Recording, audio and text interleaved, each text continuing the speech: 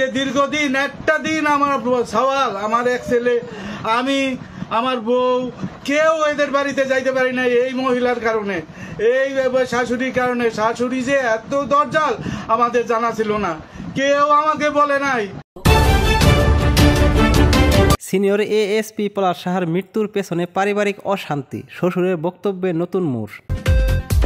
সম্মানিত ভিউয়ার্স, আপনারা দেখতেছেন অনন্যা টিভির ডেস্ক রিপোর্ট। বিস্তারিত তথ্য জানাচ্ছি আমি মোহাম্মদ সম্রাট হাসান অন্তর। সিনিয়র এএসপি পলাশ সাহার রহস্যজনক মৃত্যুর পর থেকে তার স্ত্রী সুস্মিতা সাহাকে ঘিরে সামাজিক যোগাযোগ মাধ্যমে চলছে তীব্র আলোচনা ও সমালোচনা। তবে এবার পাল্টা বক্তব্য নিয়ে সামনে এলেন নিহত পলাশের স্ত্রী সুমিতার বাবা ভরত সাহা।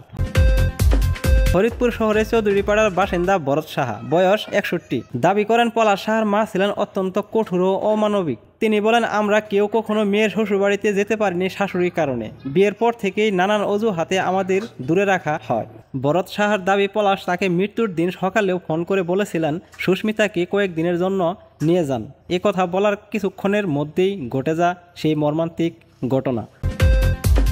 তিনি আরো বলেন, পলাশের মা প্রায় আমার মেয়েকে নির্যাতন করত, খাবার দিত না, মারধর করতো। আমার মেয়েকে প্রায় বলতো 100 ভরি স্বর্ণ বাড়ি গাড়ি আনতে হবে, তা না হলে আমার এই বাড়িতে তুমি টিকতে পারবে না। এরকম মন্তব্য প্রায় পলাশের মা আমার মেয়েকে করতো। পারিবারিক নির্যাতনের কারণে একসময় সুস্মিতা আত্মহত্যার কথাও ভেবেছিলেন বলে দাবি করেন তিনি। সুস্মিতার এক খালাতো ননদের বরাদে জানা যায়, মৃত্যুর কয়েকদিন আগে পলাশ তাকে ডিভোর্স দিয়ে বাবার বাড়িতে থাকতে বলেছিলেন। তবে মৃত্যুর পর পলাশের পাশে পাওয়া চিরকুটে লেখা ছিল, আমার মৃত্যুর জন্য মা ও বউ কেউ দায়ী নয়, আমি দায়ী।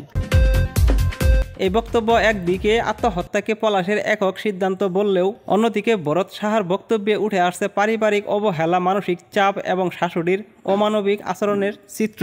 পলাশের মরদেহ গত বৃহস্পতিবার তার গ্রামের বাড়ি গোপালগঞ্জের কুটালীপাড়ায় নিয়ে যাওয়া হয় এবং সেখানে শেষকৃত্য সম্পন্ন হয়। পলাশ সাহার এই মৃত্যুর ঘটনায় রয়ে গেছে একাধিক প্রশ্ন, যা এখনো সমাজ ও প্রশাসনের কাছে রয়ে গেছে উত্তরহীন। সম্মানিত ভিউয়ার্স, পলাশ সাহার এই ঘটনাকে ঘিরে আপনার কি মন্তব্য অবশ্যই কমেন্টসে লিখে যাবেন। আর পরবর্তী আপডেট নিউজ পাওয়ার জন্য অবশ্যই আমাদের অনন্যা টিভি ইউটিউব চ্যানেলটি সাবস্ক্রাইব করে আমাদের সঙ্গেই থাকবেন।